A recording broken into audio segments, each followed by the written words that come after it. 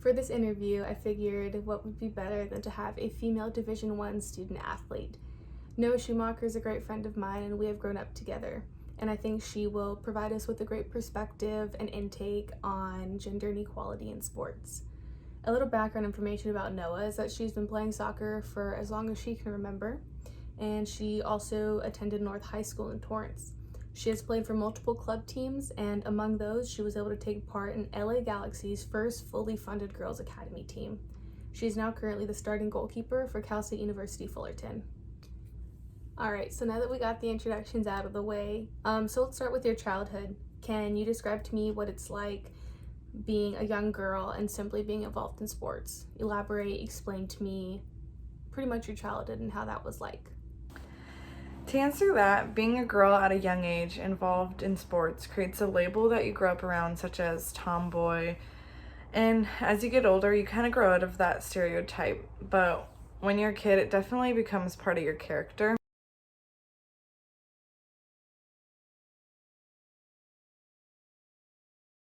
So, after being able to talk about your childhood and how sports was heavily involved in your childhood, would you say that being involved in sports at such a young age has shaped your way of life and your personality?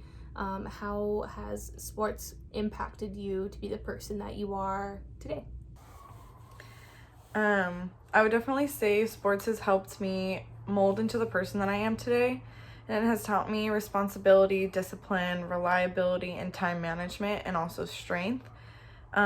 It's taught me how to tackle obstacles head on and what I can and can't handle mentally on my own.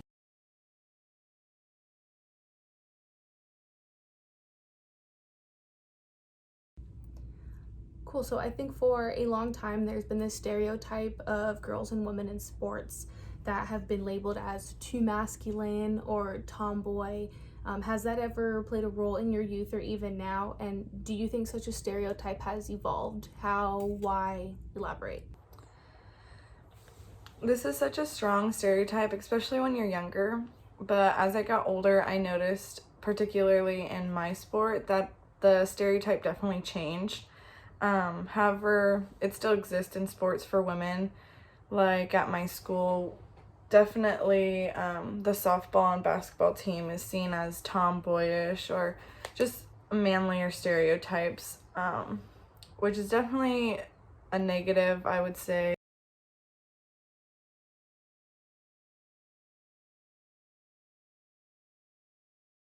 So, question number 4. It is no secret that the social issue of gender inequality is involved in many industries, just as it is in the sports industry. Are you able to recall any time where this type of social issue was evident to you or something that has impacted you? Please feel free to elaborate on that. Yeah, all the time, honestly. It's really frustrating being a woman in collegiate sports and seeing how simple factors through everyday life changes between genders. For an example, the men's soccer team, they're provided with better equipment and cleats, whereas the women's soccer team here, we get no cleats. And even though it's small, it does make a difference. Another example would be during our weight training workouts, male sports are provided with protein powder after, and women are provided with chocolate milk. Again, it's a small change, but it's just that little difference.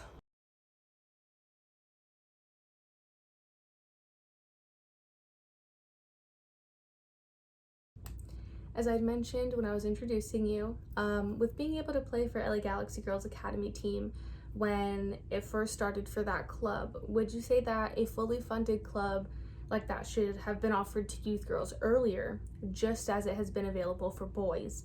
How do you think organizations like that can help with player development on and off the field? Personally, I think this academy should have been implemented when they first introduced men's soccer academy.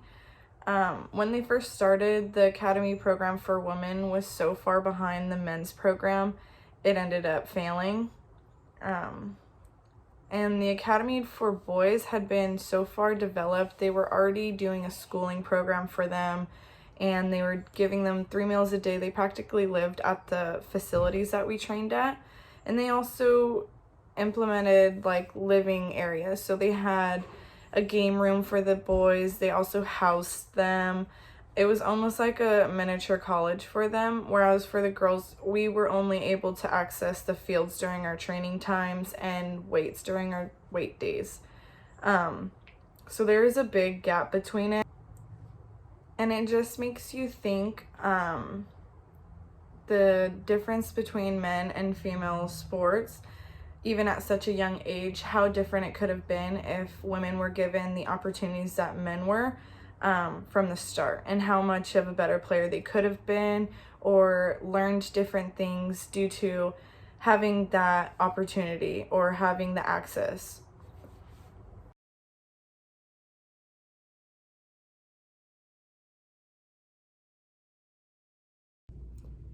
I think this question is a little bit more tailored to your perspective.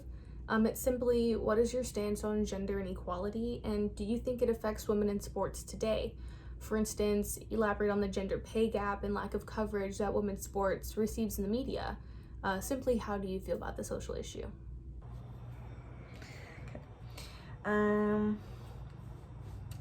I think there's a huge problem with the gender pay gap between men and females. And I think that this problem really falls on men who are in sports. And I feel that they should be contributing their earnings to help diminish the inequality between them.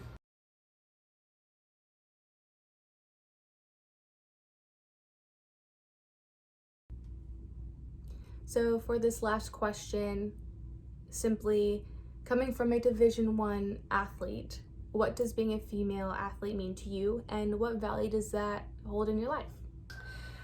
Being a female athlete means to me no excuses. We don't give a reason to be seen as not as strong or not fast enough. We work harder so that little girls can make their dreams a reality. Well, Noah, that was all the questions that I have for you, but thank you so much for taking the time out of your day to answer these questions for me and give me your insight on such an important social issue. And to all of you guys, thank you so much for watching, and don't forget to stay tuned for the next interview with Robert Rivera.